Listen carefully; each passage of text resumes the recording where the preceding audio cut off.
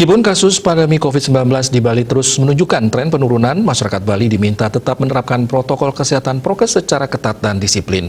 Terlebih aktivitas masyarakat telah dilonggarkan. Apabila masyarakat lengah menyikapi hal ini, maka tidak menutup kemungkinan penyebaran COVID-19 akan meningkat kembali.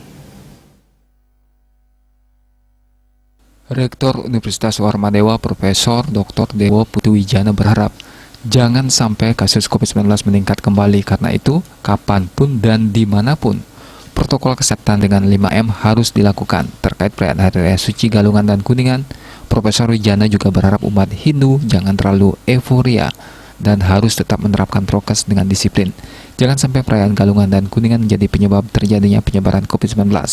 Perayaan Galungan dan Kuningan mesti dijadikan momentum oleh seluruh umat Hindu dan senantiasa meningkatkan serada bakti pada Ide Sang Yang Widiwasa, sehingga segala cobaan dan tantangan yang dihadapi bisa dilalui dengan penuh rasa syukur. Khusus kepada Civitas Akademika Unwar, Profesor Wijana mengajak selalu mulat sarira, mempererat tali persaudaraan dan tali silaturahmi, sehingga kehidupan mampu memberikan manfaat di masa depan yang lebih baik, sejahtera dan damai. Bali Pos laporkan.